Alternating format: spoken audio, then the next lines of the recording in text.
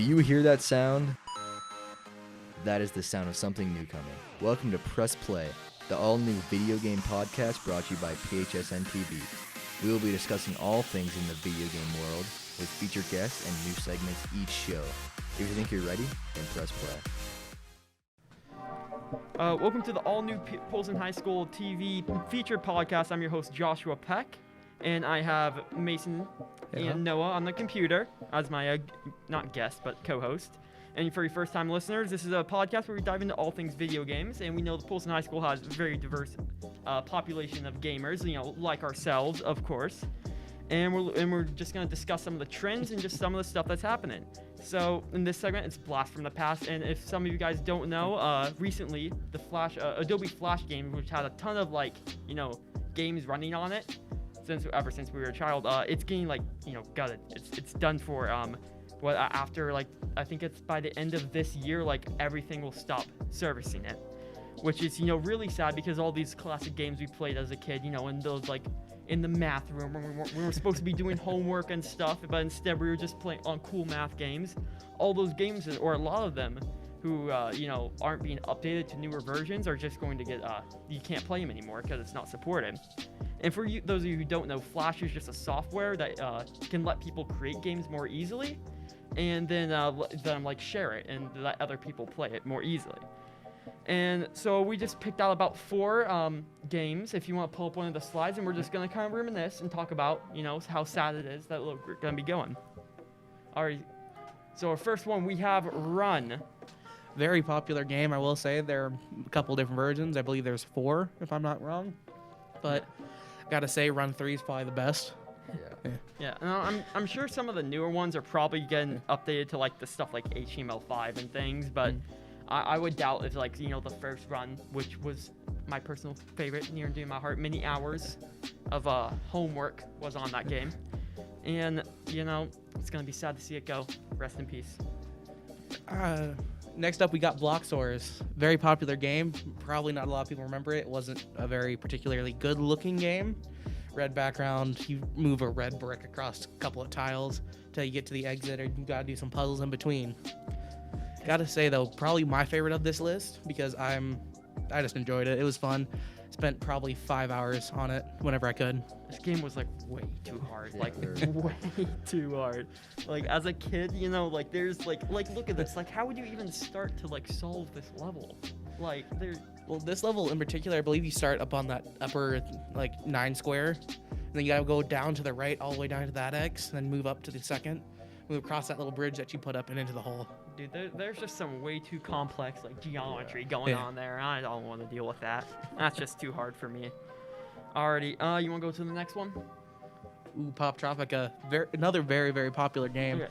This was actually an MMO online. It was pretty fun for many people. Yeah, and actually, I know pretty sure this is I'm pretty sure this is definitely getting renovated to HTML5 or whatever, but still top games, elite games, a lot of people haven't played it, which I'm kind of sad because it was a really popular game. And it was basically you just in this little world, and you just go around solving puzzles, jumping around, doing mini games. It was amazing, And it was on cool math games and just random websites, and it was pretty fun. Yeah, I heard you played this one a good bit too. Yeah, I liked all the Diary of a Wimpy Kid stuff in it that they had, collabs and stuff. Oh yeah, dude. Pretty cool. Alright. Ooh, Fireboy and Water Girl, probably the most popular 2-player game there ever was. Well, I mean, you can do it one player if you don't have any friends. Okay, yeah. I'm not saying I only played it one because I obviously definitely had friends, but 100%. Let's just say I definitely was able to play this by myself. Okay, no, great game. I loved. I don't know. I just loved the whole thing. It was probably one of my favorites. Some of the puzzles were hard. Yeah, especially getting into the later games, because I believe there was 6, wasn't there? Dude, I don't know.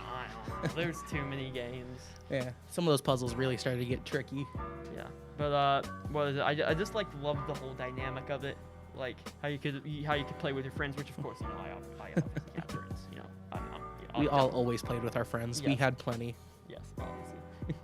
Alrighty. Okay, and I think that's going to end it off for our 4 games. A short little segment here, but we're going to do an interview with Sharon Elser, one of the teachers here. and he is known to play some of the games during maybe during school times, maybe not. Allegedly. Allegedly, I like that. Yeah, nothing confirmed here, and we're just gonna hop into the interview with him. Today we're interviewing Mr. Elser because we heard he likes to play video games a lot on his cell phone mainly. Just a little bit.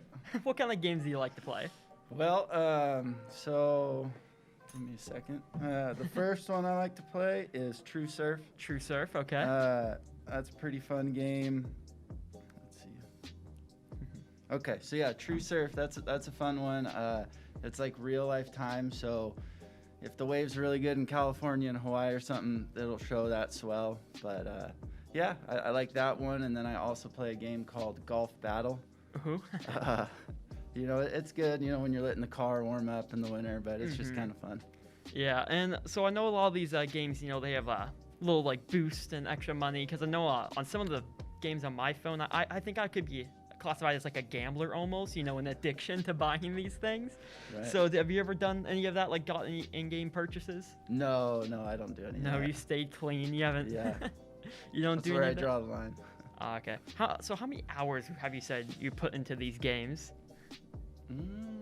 Not a whole lot. Like maybe I don't know, maybe like an hour or two a week, maybe. An hour and two a week? Okay, well, so you're way better than me at this. I probably spend way too much time on my games, phones and computer combined. But yeah, it just kind of depends. Just kind of depends. Have you ever heard of like games like Clash of Clans or like stuff like that? Because I know that's all the games I play, just little stuff like that. I've heard of it, and a little while back, I think I downloaded it, but I couldn't didn't figure get you it out. hooked? Okay. Well, good, because it'll suck your wallet like just dry. If you ever get bored playing one of these games, what do you do to keep occupied besides that? Like instead of video games? Or just like, just instead of video games, like, or I know about the surf. So do you like actually surf in real life? Yeah. Okay. So, sorry, with the game. Yeah. I guess I grew up surfing, so that was kind of one of the reasons why I started playing it, and it's just. It's just kind of fun because, like I was saying, it goes with like real-time swell, and cool. So like wintertime in California and Hawaii, it's usually really good. So yeah, because I don't think you get much surfing up here in Montana. No, Probably not. But I got Mr. Owen in on the game a little while back during Restless Season a few years ago. So it's just kind of a fun way to spend some time. So how did you find this game? Actually, I follow Surfline on Instagram, and I think it's paired up with Surfline or something. Oh, okay. And so that's actually kind of how it's paired, because if you do want to check the waves, you got to go to Surfline, and so that's where they get like the real-time theme. And have you ever played like any computer games? Like what we did a whole bunch of stuff on like cool math games. I'm sure you've probably seen like students play those like online during your classes. Do you ever play any of those or no? No, not really. No. A couple years back when I was helping with the esports team, was doing League of Legends. Yeah. But I wasn't very good at that game. You just got to put in another 100 hours and then you'll be good. Well, thank you for coming on, and we'll head back to the rest of the press play segment. All right, thanks for having me.